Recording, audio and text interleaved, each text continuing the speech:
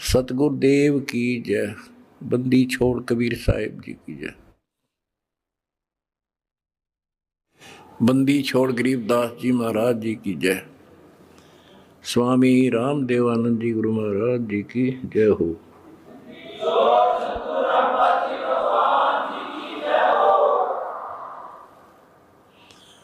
सत साहिब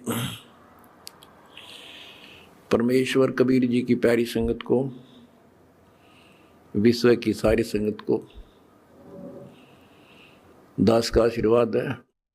परमात्मा आपको मोक्ष दे, सुखी रखे, काल कष्ट से आपकी रक्षा करे। परम पिता परमात्मा कबीर परमेश्वर जी की असीम रजा से बच्चों हमें अपने घर का ज्ञान हुआ। काल के लोक की पीड़ा कितनी भयंकर है, इससे डर बना इसका ज्ञान होने से, और सतलोक के सुख की चाह बनी आपको ये सच्चा मार्ग, सच्चा ज्ञान, सच्चा भगवान और सच्ची भक्ति पूर्ण सतगुरु प्राप्त है। अपनी किस्मत को सराहा करो, ये बंदी छोड़ उस मालिक के गुण गाया करो। ये परमात्मा, हम इतने निकम्मे इंसानों पर आपने कैसे दया कर दी। हम कैसा जुल्म करके आपको छोड़कर इस गंदे लोक में आए। आप कितने दयालु हो। गरीबदास जी कहते सतगुरु आए दया करी, इस गंदे लोक में झांके भी कोई ऊपर जाने के बाद। गरीबदास जी कहते सतगुरु आए दया करी इसे गंदे लोक में, और उस सुख स्थान को छोड़कर जैसे केशव और कबीर रूप में जब मालिक दोनों रूप धारण करके आपस में चर्चा करते हैं, हमें समझाते हैं। केशव कहता है कहो कबीर क्यों उतरे ऐसे मुल्क मलिन, इसे मलिन लोक में क्यों आए आप। और वो छोड़े हीरे मोती लाल वहां ऐसे सुख सुविधा छोड़े आप। तो कबीर साहब कहते हैं बहुत सागर में आए हैं जीव हमारे लाल, इनके लिए आया गोता मारू स्वर्ग में जा बैठू पाताल, गरीबदास ढूंढता फिर अपने हीरे मोती लाल। देखो सतगुरु आए दया करी ऐसे दीन दयाल, बंदी छोड़ वृत्तास का उसका गुण है। बंदी छोड़ काल के लोक से छुड़वाने वाले और जक्ष अग्नि प्रतपाल, हमारा पालन पोषण धारण पोषण करने वाले वही हैं। बच्चों आपको इतना ज्ञान सुना दिया और सुना रहे हैं, इस ज्ञान से आपके अंतःकरण में ये फाइनल हो जाएगा एक दिन। क्योंकि बार बार कोई वस्तु सुनते हैं उसका धीरे धीरे धीरे धीरे असर बनना शुरू होता है।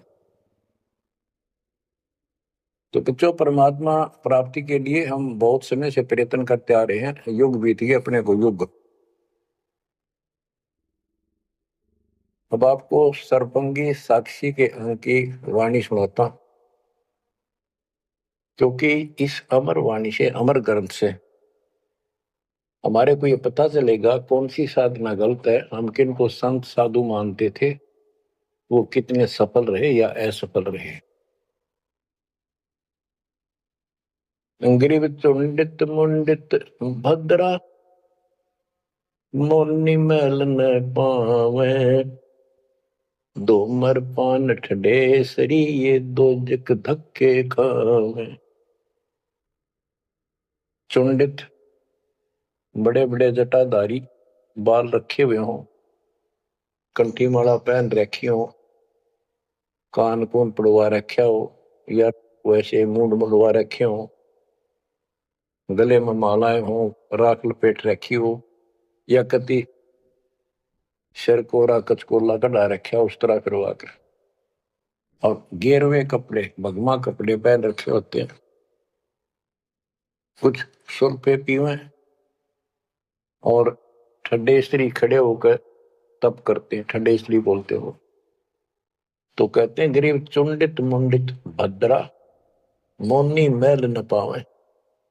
कुछ मौन रखते हैं, ड्रामा करते हैं, ढोंग करते हैं कि साधु बोलता नहीं भाई, 6 साल से मौन बैठा है, और संकेतों से काम करे सारा। बात कहनी हो लिख के दे दे, वैसे संकेत कर दे, पानी पीना है मुंह का हाथ लगा दे। तो ये सिर्फ पाखंड है, भक्तिहीन इंसानों के ये कर्म है। गरीब चुंडित मुंडित भद्रा, मौनी मैल ना पावे। धूमर पान ठडेसरी, दोजक धक्के खाओ। दोजक माने नरक। ये मैल नहीं पावे, सतलोक प्राप्त नहीं कर सकते, ये नरक में धक्के खाएंगे। गरीब योग नहीं यो रोग है, जब लग नाम न चीन। घर घर द्वारे भटकते, भेख बिना यकीन। ये योग माने साधना भक्ति नहीं है, क्यों तो मान बढ़ाई का रोग लगा हुआ है। जब तक सच्चा नाम निज नाम नहीं मिलेगा, सच्ची भक्ति नहीं मिलेगी, ये जन्म मरण का रोग यूं का यूं बना रहेगा। और घर घर द्वारे भटकते, भेख बिना यकीन। गिर भेख लिया तो क्या हुआ, जब लग नहीं विवेक। तीन काल निपजे नहीं, नहीं मिटे कर्म रेख। ये भेख लेना होता है किसी विशेष पंथ में, उसकी वेशभूषा ग्रहण कर लेते, दीक्षित माने जाते हैं। जैसे वैष्णो परंपरा के व्यक्ति एक कंठी माला गले में डालते हैं, सफेद बाणा पहनते हैं, तिलक लगाते हैं, बड़ी बड़ी दाढ़ी पूछ रखते हैं, इनको वैष्णो साधु बोलते हैं। दूसरे कन पाड़े हैं, कान पड़वा लेते हैं, उनमें बाला जैसी मोटी मोटी मुद्रा डालते हैं, बड़ी बड़ी जटा रखाते हैं, सुल्फे पीते हैं, चिमटे रखे। गरीब भेख लिया तो क्या हुआ, जब लग नहीं विवेक। तीन काल निपजै नहीं, नहीं मिटे कर्म रेख। कि ये अलग से कोई वेशभूषा बना के भाई ये आडंबर कर भी लिया, बिना विवेक बिना ज्ञान के इससे कोई लाभ नहीं होगा। तीन काल निपजै नहीं, यानी कदे भी लाभ नहीं होगा, कभी भी नहीं मिटे कर्म रेख, यानी कर्म के दंड पाप कर्म नहीं कटेंगे। गरीब अधः कपाली तपत है, तल सिर ऊपर पैर। दम का खोज न जाने ही, क्या देही सो बैर। क्या बताते हैं कि कोई ऊपर न पैर और नीचे सिर करके तपता है, कोई किसी प्रकार से कठिन साधना करता है, कि तुम श्वास के सिमरण का दम का खोज न जाने ही, क्या देही सो बैर। आप ठीक से भक्ति नहीं जानते, जो श्वास का सिमरण है उसका ज्ञान तुम्हें नहीं है, फिर इस शरीर के साथ क्यों दुश्मनी कर रखी है, इसकी दुरुक्ति कर रखी, इसको इतना कष्ट दे रहे हो। गरीब यादे ही सोंगी नहीं, महंगी रत्नों मोल। जय जाने तो राम जप, नहीं कुल कपाट न खोल। या देही मनुष्य शरीर इतना सस्ता नहीं है, युगों युगों अच्छे पुण्यों के कारण, धर्म भक्ति करने के कारण मानव शरीर प्राप्त होता है, ये बहुत कीमती है। इसको ऐसे बकवादों मत को, पर तो साधना नहीं करते, करते हैं तो ये शास्त्र विरुद्ध करते हो, ये सब गलत बताइए। गिर पर्वत डूंगर क्यों चढ़ो, बस्ती तो जो न गाम।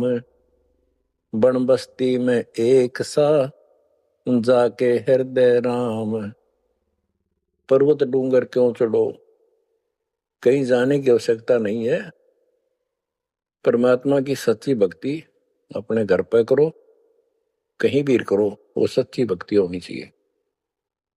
ग्रीव सत्य पुरुष निर्गुण कला सरगुण कल्प विनोद ओहम सोहम से भिन्न अक्सर को सोद। परमात्मा कबीर जी की भक्ति करो और ओम सोहम तो आपको बता ही रखा है, इससे भी अलग एक मंत्र है, उस मंत्र को विशेष ध्यान से जाप करो। गिरि बिना साड साडू नहीं सुनो से आनी लोए सारा बरस बादुआ कारज सिद्ध ने होए। जैसे समय पर बारिश होती है तो उससे फसल अच्छी होती है, बगैर किसी समय के बारिश होती है तो उससे कोई लाभ नहीं होता। गिरिव साध नदी और मेघ जल कहीं कहीं है मौज निंदत पापी मारिये जिन घर दौड़े फौज। गरीब दैत दल दरमल असुर दल आसगे मंडी मसाणों निसंक फिरे जीवे जब लग जोखिम नहीं मरा जब निसंक मरे। यानी सच्ची भक्ति परमात्मा कबीर जी की सत साधना पूरे सतगुरु से लेकर जो साधना करता है भक्त भक्तमती बच्चे, वो कहते हैं मंडी मसाणों शमशान घाटों पर मंडियों पर जो लोग जहाँ पूजा बकवाद करते हैं और राक्षसों के झुंड ये भूत प्रेत घूमते फिरते हैं कि इन मकी निसंग फिरो निर्भय होकर घूमो जीव जब लग जोखिम नहीं और मरो जब निसंक मरो कि परवाह ना करना। गरीबदास जी कहते हैं परमात्मा कबीर जी तेरे सक्षम है, अपने भगत को इतने जीवन रहेगा, इतने कोई टेंशन नहीं होने देंगे, कोई दिक्कत नहीं आने देंगे। मरा जब निर्भय होकर शरीर छोड़ देना, आपके लिए विमान तैयार मिलेगा, टेंशन ना लेना। गरीब चंद्र सूर्य की आयु लग जे जीव का रहे शरीर सतगुर से भेटा नहीं तो अंत कीर का कीर। चंद्र और सूर्य, चांद और सूरज की आयु लग यदि जीव का शरीर रहे और सच्ची भक्ति पूरे सतगुरु से प्राप्त नहीं हुई तो कितनी साधना करता दिखता, अंत में कीड़ा मकोड़ा कीर का कीड़। गरीब एक पलक जुग जीवना जे सतगुरु भेटा होए रोम रोम तारी लगे सुरति सुहंगम पोए। कि एक पलक यानी कुछ समय के लिए भी सच्चे सतगुरु की आपने संगत सत्संग सुन लिया तो धीरे धीरे आत्मा उसको कैच करती चली जाती है, रुचि बढ़ती चली जाती है और फिर अंत में दीक्षा लेकर अपना कल्याण कराता है। गरीब डेरे डंड खुसरो हो खुसरे लहन मोक्ष ध्रुव प्रहलाद उधर गए तो डेरे में क्या दोष। जैसे गलत धारणा पैदा कर रखी है कि मोक्ष तो उसको प्राप्त होगा जो घर छोड़ जाएगा, जंगल में कठिन तपस्या करेगा, परिवार का मोह त्याग देगा और ब्रह्मचारी जीवन जिएगा। तो यहां गरीबदास जी स्पष्ट करते हैं कि डेरे डंड खुश रहो, ये खुश रे लहे ना मोक्ष। अपने घर पर रहो आराम से, यदि ब्रह्मचर्य का पालन करने मात्र से और जंगल में बैठ जाने से मोक्ष होता है तो ये खुसरे इजड़े तो सारे पार हो जाए। नहीं, ऐसा नहीं है। आप मानते हो ध्रुव पार हो गया, आप मानते हो प्रहलाद पार हो गया। ध्रुव 5 साल की उम्र में भक्ति के लिए निकला, कठिन साधना की, उनका विश्वास देखकर भगवान ने उनको दर्शन दिए। ध्रुव को राज्य की चाह थी और कुछ नहीं मांगा था, क्योंकि कारण क्या था, उत्तानपाद राजा था और ध्रुव की माँ उसकी पत्नी थी यानी राजा की रानी थी। उसको कोई संतान नहीं हुई, वृद्ध अवस्था हो गई थी, आधे से ज्यादा उम्र हो गई थी। तो उसकी ध्रुव की माँ सुनीति थी। सुनीति ने अपने घर जाके अपने माता पिता से अपनी छोटी बहन की राजा के लिए मांगा।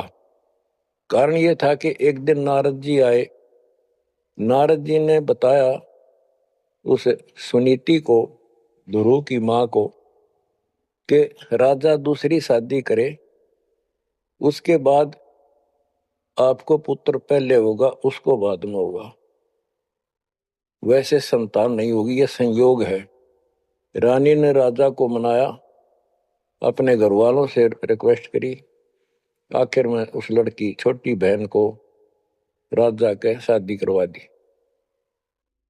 अब सुरीति ने ये ईर्ष्या होगी कि मेरी बहन ने मेरा जीवन बर्बाद कर दिया, एक बूढ़े का ब्याह करवा दिया मेरा, मैं किसी राजा के शादी होती, स्वतंत्र रहती। जब विवाह करके राजा लेके आ रहा था अपनी सुरीति सेकंड पत्नी को, राज की सीमा पर जाके रथ रुकवा लिया और बोली, वो सुरीति मेरी कंडीशन है, ये मानोगे तो मैं आगे कदम रखूंगी, नहीं मैं तेरे साथ नहीं जाऊंगी। राजा ने पूछा क्या बात है? कि जो मेरी बहन है उसको निकाला दे दे, उसको अलग रखेगा, उसको खाने का भी माप तोल के देना होगा, दुहागन करेगा। इसमें काफी कंडीशन होती, दुहागन के लिए अलग से मकान बनाया जाएगा। राजा ने मान लिया। और दूसरे ये होगा कि जो मेरा पुत्र होगा उसको राज मिले, मेरी बहन के पुत्र को राज न मिले। इस तरह की शर्त सारी राजा ने मान ली। आगे फिर पहले ध्रुव हुआ। ध्रुव जब उत्पन्न हुआ उस समय मां वैराग्य में थी, घर से अलग दूसरी जगह रखा हुआ था। और ये बहुत लंबी कहानी है, इतना यहां नहीं बता पाऊंगा। तो उत्तम को राज दे दिया, ध्रुव को धिक्कार दिया, भगा दिया उसकी मां ने। तो ये लंबी कहानी है, या इतना समय नहीं मैं आपको बता पाऊंगा। तो ध्रुव परमात्मा से राज लेने के लिए मां से पूछा ध्रुव ने, मां उत्तम को राज किसने दिया? बेटा भगवान देता है, परमात्मा ने दिया, उसके भाग में लिख दिया, तेरे भाग में नहीं है। तो ध्रुव बोला मैं भगवान से राज लूंगा। यूं कहकर छोड़ कर चल पड़ा। 6 महीने तक एक पैर पे खड़ा होकर, या जैसे भी तपस्या खूब की, जाप किया। पिछले संस्कार से होता ही है, वैसे तब तो दुनिया करती है। पिछले युगों का बहुत संस्कार भक्ति करते करते आए हुए थे, और वो काफी संग्रहित थी, उसके प्रतिफल में मालिक ने उनको ऐसा कुछ कर दिया। परमात्मा प्रकट हुए, बोले भाई क्या मांगता है बोलो। मुझे राज चाहिए भगवान, मुझे राज दो। ठीक है, राज दे दिया कि पहले तो यहां कर, फिर तुझे ऊपर अलग से नगरी बना के दूंगा द्वीप। ध्रुव वापस आ गया।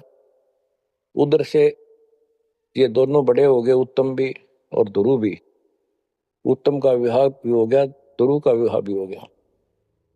उत्तम मारा गया एक राजा से युद्ध होने से, तो राज भी ध्रुव को मिल गया, और उत्तम वाली जो पत्नी थी वो भी ध्रुव के साथ लगाई गई। तो कहने का भाव ये है, बकवाद नहीं चले।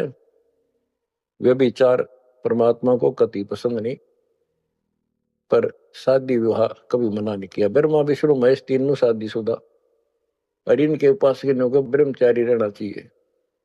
अच्छी बात है, बकवाद नहीं करनी चाहिए, लेकिन ये एक गलत धारणा बनाना अच्छी बात नहीं।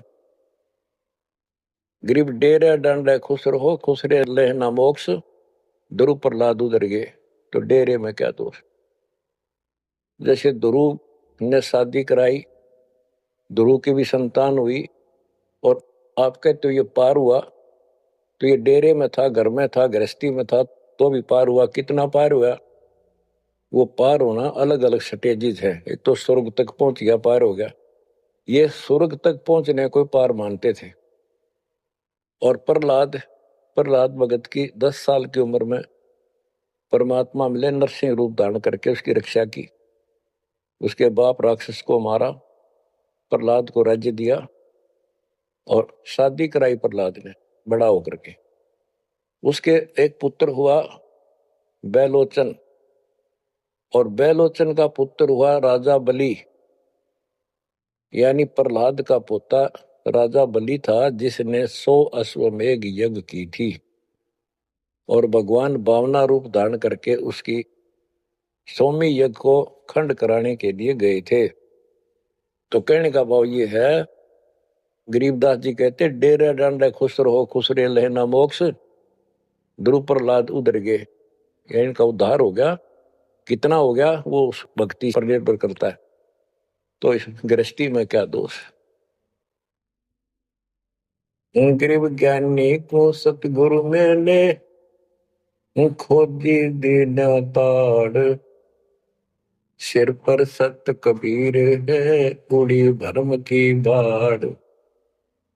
हमारी ये भरम की बाढ़ हमारी सब शंकाएं समाप्त कर दी कबीर भगवान के अमृत ज्ञान। कबीर और ज्ञान सब ज्ञानड़ी, कबीर ज्ञान सो ज्ञान, जैसे गोला तोड़ का करता चला मैदान।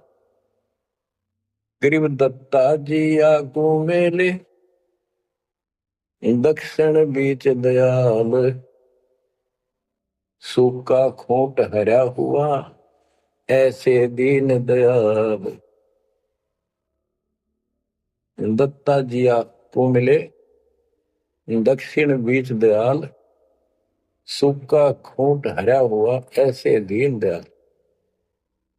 बच्चों, संत गरीबदास जी ने ये वाणियां कैप्सूल रूप में बना रखी हैं, जैसे पुड़िया होती है। इस एक पंक्ति में बहुत बड़ी कथा इसके अंदर भर रखी है। ये सुनाता हूं। एक दत्ता तथा जिया नाम के दो ब्राह्मण भाई थे। इनको तत्वा जीवा भी कहते हैं। ये अपनी देसी भाषा में गरीबदास जी ने दत्ता जिया का है। ये गुजरात स्टेट के अंदर एक भरूच शहर है, भरूच, समुद्र के किनारे पर। और उससे 12 किलोमीटर दूर एक मंगलेश्वर गांव है। हम खुद देख कर आए थे उसको, उस स्थान को। कई भगत थे मेरे साथ। तो मंगलेश्वर गांव के पास एक शुक्ल तीर्थ नाम का गांव हुआ करता था, जिसमें जिया और दत्ता ये दो ब्राह्मण भाई भी रहते थे। वो सारा ब्राह्मणों का ही गांव था। वो आसपास गांव में जाके पंडिताई किया करते थे। दत्ता और जिया बहुत ही परमात्मा के चाहने वाले थे। वो सत्संग सुनने जाया करते थे। जहां भी किसी साधु संत का सत्संग होता था तो सभी ये कहते थे अभी मोक्ष के लिए पूर्ण सतगुरु की आवश्यकता होती है। गुरु बिन मोक्ष नहीं होगा, गुरु बिन सच्चा ज्ञान भी नहीं होगा। जहां भी जाते थे वो मंडलेश्वर प्रवक्ता एक ही बात बताते थे। तो जीवा और दत्तवा ने दोनों भाइयों ने विचार किया कि भाई जहां भी हम सत्संग जिसका सुनते हैं वही हमें तो बहुत पूर्ण गुरु लगे। जिसके विचार सुनते हैं वो उससे भी अच्छा लगता है। और पूरे गुरु बिना बात नहीं बने, मोक्ष नहीं हो। ये तो असंग जन्म हमने जन्मते और मरत्या को होगे। जैसे परमात्मा कबीर जी क्या करते हैं, किसी भी रूप में आकर, और कहीं जैसे मेले मेले भरा करते तीर्थ तीर्थों पर, वहां चले जाते थे। वहां खड़े होकर शब्द सुनाने लग जाते और 10 20 50 व्यक्ति भगवान के चाहने वाले उनकी वो बातें सुना करते थे। तो जीवा और दत्ता को किसी स्थान पर परमात्मा उन्हीं के लिए जाते हैं क्योंकि वो भटक रहे भगवान की। ये बातें बताई कि पूर्ण सतगुरु हो, सच्चा ज्ञान हो, और तब मालिक का राह मिलेगा, मोक्ष मिलेगा। असंग जन्म पर मत होगे, कुछ नहीं हाथ लगा रहे, इस तरह की जबरदस्त बातें बताई। तो उनसे वो प्रेरित हुए। उनको नहीं पता था ये कौन है। उन्हें तो एक भगत मान्या, गीत गा शब्द शब्द सुनाने वाला। फिर वो साधु संतों की तलाश में चल पड़े। जहां भी जावे एक से एक बढ़िया लतीफेदार प्रवचन करे, बड़ी बड़ी कथा सुनाए। संस्कृत की भाषा में जबरदस्त प्रवचन करे। आखिर में उन्होंने सोचा भी एक हम कैसे निर्णय करें, यो संत पूरा हरियो नहीं, हम किसी को पूरा संत मानकर उसके आश्रित हो जावा, अंत में उस पता चले उस पूरा नहीं, मनुष्य जीवन तक गया ही, यो बार बार नहीं मिलेगा। आखिर में उन्होंने एक फैसला कर लिया कि हम एक बड़ के पेड़ की सूखी टहनी लगाएंगे, गमला बनाकर धरती में गड्ढा खोद कर जैसे पौधा लगाकर, और जिस संत के चरणामृत से ये हरी होगी हम उसको गुरु बनाएंगे। उन्होंने सब मंडलेश्वरों जहां भी कोई चर्चित संता होंगे बेचारे दुख सुख पाकर पैदल चल लगे, उनके चरण धोए, महाराज चरणामृत देते, कौन मना करे चरणामृत को, लावे और डाल, कोई कुछ नहीं हुआ। क्योंकि आखिर में उन्होंने कहा है परमात्मा धरती पे संत नहीं है, और संत नहीं है तो हमारा मोक्ष नहीं, इसलिए हे परमात्मा हमारा को मानुष जीवन शेष बचा है, इसको खत्म कर दो, हम दोनों को मार दो, कभी पृथ्वी पर संत हो तब जन्म देना। यूं कहकर खूब फूट फूट कर रोने लगे। काफी देर रोज ही टेंशन में रहने लगे, खाना पीना लगभग छूट गया। कैसे तो मर जाना अच्छा है, ये तो पशु जैसा जीवन बहुत बार जी लिए। तो कबीर साहब डर रहे हमको सुना गए थे, कहीं कहीं इकट्ठे होकर खड़े हो जाते थे, जाते थे, भटकते थे, वहां मालिक भी किसी न किसी रूप में चले जाते थे। उनके यह प्रेरणा भर दी थी। बाकी मंडले सुना के बस में यह भी ना थे कि इसी प्रेरणा भर दे, इतना वैराग डाल दे। एक दिन परमात्मा पहुंचे उस सुकल तीर्थ गांव में, गली में जा रहे थे तो दत्ता बाहर निकला और बोला, जीवा देख एक संत घूम रहा गली में, कहो तो बुला लो। जिया बोला रहा है, संत इसे से मंडलेश्वर देख लिए कि सड़क छाप पर के पाओगे, क्यों जी दुखी करे और कई दिन रोना पड़ेगा, कुछ ना इनका पल्ला। दत्ता बोला, मेरा तीसरा दिल करे है, बुला लो लेक में। भाई साधु सा दिखा है, चेहरे से बहुत अच्छा लगा, देखते ही आत्मा खुश हुई। जिया बोला, बुला लो, मैं क्यों नाटू। वो तो बुला लिया, एक बैठने का मुड्ढा सा दे दिया, सटूल सा, बैठो महाराज बैठो। जीवा ला परात निकाल कर थाली, महाराज के चरण धो के और जा जिया उसमें डाल दे, पौधा में डाल, अगर संता के चरणामृत इधर उधर में डालिए कितना, गमले में डाल दे। जीवा डालने लग रहा है, डालते डालते उसको पोपल फूट आई, वट वृक्ष की टहनी के। जिया बोला, दत्ता आइए आइए, क्या होगा।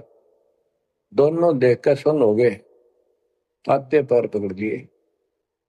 हे परमात्मा, हमने तो ये सोच लिया था धरती पर संत नहीं है। कबीर साहब बोले, जिस दिन पृथ्वी पर संत नहीं होगा आगे लगी जाएगी इस पर, या कोई नहीं बचेगा, काल फूक देगा इस पृथ्वी को। हे मालिक आप पहले क्यों ना आए, हम तो बहुत भटक लिए थे, हम तो सोच लिया था धरती में कोई संत नहीं, और हम तो मरा हो भूखे पैसे रह के, कति ना जीण के रहे थे ना मरण के।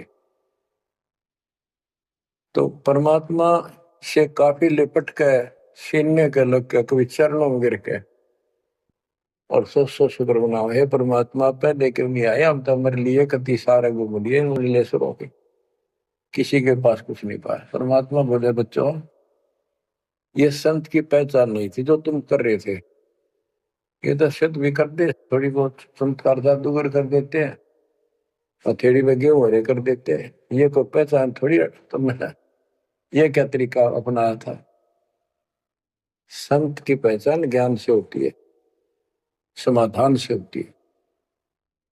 और मैं पहले भी आ सकता था, लेकिन आपका कति विश्वास नहीं रहा हो, मेरे में कति विश्वास नहीं बनना था, क्योंकि मैं तो आपके हिसाब लग रहा हूँ जैसे आंधड़िया फिरनिया मांगड़िया खड़िया, और वो मंडलेश्वर जिसके हजारों बड़े बड़े सेठ साहूकार शिष्य। तुमने सोचो कि और भी कोई होगा जरूर, इसने सड़क छापने के छोड़ उनके पास जाते, वहां कुछ मिलना था नहीं तो मेरे तो भी चले जाते। गुरु के प्रति नाम दीक्षा लेने के बाद स्वप्न में भी नहीं आना चाहिए आन कोई नकली संत। लेकिन कबीर साहब ये भी कहते हैं कि जब ल गुरु मिला नहीं साचा, तब ल गुरु करो दस पाचा। पूरा गुरु ना मिला, इतने चाहे 100 छोड़ दो, 10 20 कितने छोड़ने पड़ो, त्याग दो, लेकिन मेरे प्रति तुम्हारी अविश्वास हो जाता तो मेरे से खत्म हो जाते आप। इसलिए मैं लास्ट में आया हूं, तुम्हारी सारी फड़क निकल ली। तुम कभी थक कर और छक कर बैठ चुके थे कि कोई कितना कुछ नहीं किसी के पास, ये सिद्धि भी कोई ना इनके पास, ये बनने इनकी फेल कर दी ना, कोई इनको चमत्कार भी कर दे उतार लिए, इसलिए फेल करी कि ये पहचान संत की नहीं होती। लेकिन तुम मेरे पिछले संस्कार ही थे, इसलिए मैं काल के मुंह में तुम्हें नहीं जाने दे सकता। एक भक्ति करो। अब उन्होंने सब वो बकवाद पूजाएं जो यजमान बना रखे थे वो छोड़ दिए। कोई किसी का झाड़े झूड़े लाना या किसी के मृत्यु पे जन्म होने पर किसी का नहीं जाना छोड़ दिया। सत साधना करने लगे, जमीन थी अपना खेती करें और परमात्मा की कृपा से बढ़िया गुजारा हो गया। ब्राह्मणों को इस बात की ईर्षा होगी कि इन्होंने तो धर्म बदल लिया और हमारी सब क्रियाएं छोड़ दी, कुल को जाति से निकाल दिया। फिर क्या होता है, चलो निकाल ले रो जाति तो कोई फर्क नहीं पड़ता, उन्हें तो अपना कमा के खाना था और भक्ति करनी थी, मोक्ष पाना था। एक का लड़का था, एक का लड़की थी, दोनों भैया जवान हुए। ब्राह्मणों को यहाँ शादी के लिए जावे, रिश्ते के लिए लड़की का सब मना कर दिए, तुम तो जाति से बहिष्कृत हो, हम तुम्हारी कन्या का वहां नहीं लेंगे, रिश्ता नहीं लेंगे। दोनों टेंशन में आ गए। कबीर साहब बोले ऐसे करो, तुम ये अफवाह फैला दो कि भाई जीवा का लड़का और दत्ता के लड़के की शादी कराएंगे उस दिन, और वो तो कोई हमारे बच्चा ने उठता नहीं, हमने तो आपस में ब्याह करना पड़ेगा इनका। ये सारा सुरसराट फैला दिया, पंडितों की पंचायत हुई। उन्होंने कहा भाई विचार किया कि ये तो निकम्मे होंगे सो होंगे, फिर बच्चों का क्या दोष है,